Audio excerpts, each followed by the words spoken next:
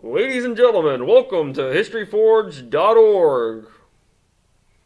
Not really sure where I was going with that. Hey everyone, Taylor Hamblin here from History Forge, and today I'm talking about how to plan a second week of a PBL year-long project while also teaching U.S. history. So if you saw our last video, you'll know that I had a really successful first week, and going into week 2, had another great successful week. In fact, I've been telling many people that even though I've had these students for 8 days, I feel like I've had them for months. I'm making the kind of bonds with these students that I normally make after maybe month 2 or 3. So we are really energetic in the classroom. Students are liking the topics that they're choosing, and there's just a good positive energy in the entire classroom. So, and I really feel like I owe this all to doing a year-long PBL and really exploring the students' interests and strengths and future goals more so than I have in the past. So I'm going to go ahead and just get started in how we are going to plan this second week of the PBL project, and also how we're going to start incorporating the U.S. history curriculum into the classroom. You can see under Monday we didn't have school because of Labor Day, so we're going to jump into September 5th. Now on the 5th I'm going to give a history lecture. History lectures are based off of theory, teaching with primary sources, and this is a term that's existed for a while. However,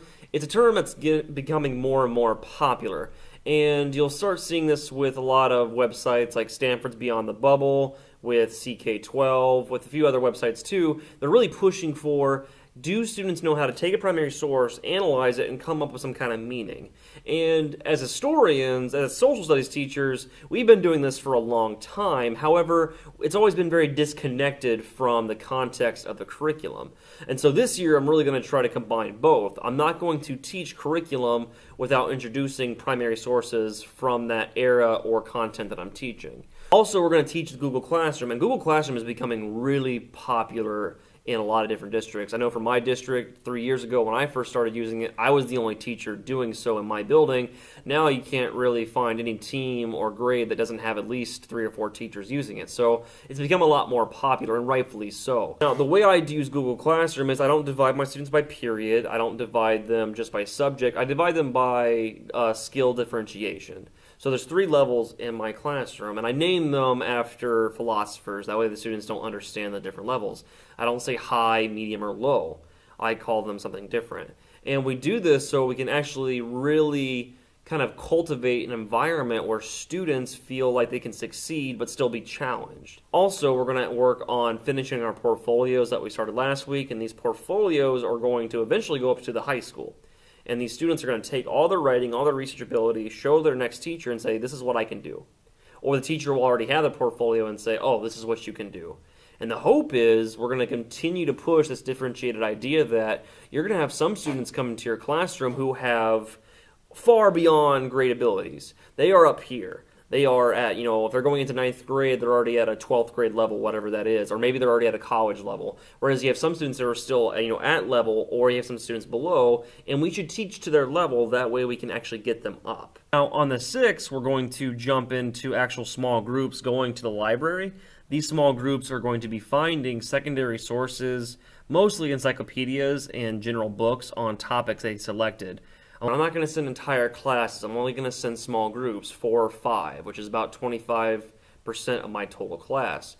And we're going to let them go to the library and work more closely with the librarian on more about how a college student would, where the students go into the library and say, hey, this is my topic, I need help finding materials, or can you show me how to? September 7th, we're going to complete our groups. Students are going to hand in a Google form, and they're going to tell me what project they want to do as far as what kind of presentation method, and then they're going to tell me also who they want their group members to be, or if they just want to do it individual. September 8th, we're going to begin working more with surveying their topics. And this is going to be really important because many students picked very broad topics, and they're going to need to start learning information. We have secondary education students, in my case, 8th graders. They don't really know anything about any historical moment, or if they do, it's very vague knowledge or might be incorrect knowledge. So we're going to have to start surveying. We're going to have to start finding books and materials where they start going through. As they collect sources, they're going to add them to documents. They're going to start taking notes on who was there, what happened, the events, all these different things. and they're going to start collecting, and eventually on Thursday the goal is to actually start really kind of trimming those things down, having an idea of, okay, well, this is my topic, but what's something more narrow? We're going to start that idea that just because I want to do the Civil War doesn't mean I have to do the entire war. I need to find something that's focused. I needed to make sure it relates to the yearly theme, that it relates to my interests, that it's something that's actually researchable, and something that, we can actually feasibly see ourselves completing. And so we're going to really push for students to find that information and completely get it done. And it will be by Friday we want these students to have their ideas surveyed, which some people might say, well, that's a lot for students to do. And we're going to give them time, but yeah, they're going to have to find books. They're going to have to really survey. They're going to have to learn the skill of searching for something quickly, not getting bogged down by a lot of information, how to look for subtext, how to skim correctly, how to read intros and conclusions.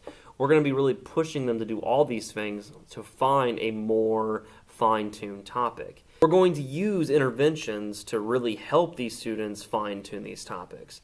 The librarian's going to help small groups. I'll be in the classroom helping small groups. And the entire time, students will know exactly what they're doing because they're using Google Classroom that already has the due dates and already has the materials and shows them exactly what to do. Now, what you might notice is there's a lot of different colors on the calendar. So I have all these differentiated Google Classrooms based off skill level, and that's what those colors are. You notice names like Athena, Minerva, Saga. I'm using those names as the actual classrooms themselves. And again, the students won't know what level is what. They just need to be concerned with, I'm in this one, I need to complete this work. And it's also going to have a lot of resources and tools for these students to help each other, but also maneuver through the research while they're completing historical questions. Now, I'm going to use two main documents to figure out, all right, students, this is where we're going to be going. This is the direction you'll be heading. Now, I'm going to be using two main documents to help students figure out, okay, this is the direction I'm going. The first document I'm going to use is called Creating a Specific Topic Slideshow, and this is a slideshow that I found while looking through the National History Day resources. And it basically just is a quick slideshow that shows students how to find a big topic and narrow it down. We're doing this before the actual surveys due, just so students have an understanding that this is not the last time I'm going to be looking for stuff. I'm going to first look for the big picture and then begin narrowing it down, and then I'm going to do the exact same thing. I'm going to look for more sources over my more specific topic. Now, the second document we're going to use is called Surveying Your Topic. This is just going to be a document that has a bunch of questions that really show students, hey, this is the information that you need to be recording.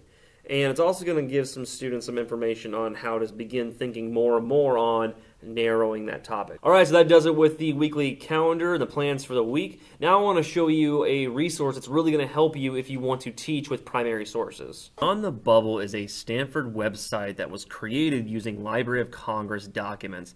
The website has several different interactive rubrics, student responses, and overall is a really great website for using primary sources to teach history. If you click on the assessment section, it'll actually take you to all the different assessments they have.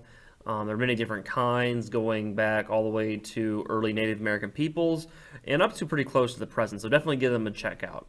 Alright everybody, that's it for the weekly update. Thanks for stopping by. I hope that you found some good ideas out of the video, or you just thought that this video was worthwhile. If you have any questions, always feel free to comment. Check out historyforge.org. I didn't do a massive update this week of teaching with primary sources, so if you are interested in teaching with primary sources, definitely check out historyforge.org. Also, if you are taking any of the ideas that I'm talking about during these videos and they're putting it into practice in your own class, let us know. Tell me, make comments, send us a message on social media. We want to hear if these practices are working in other classrooms. If you're changing anything and it seems like it's working even better than what I'm talking about, especially let me know. So that is it, everybody. Have a great week and take care.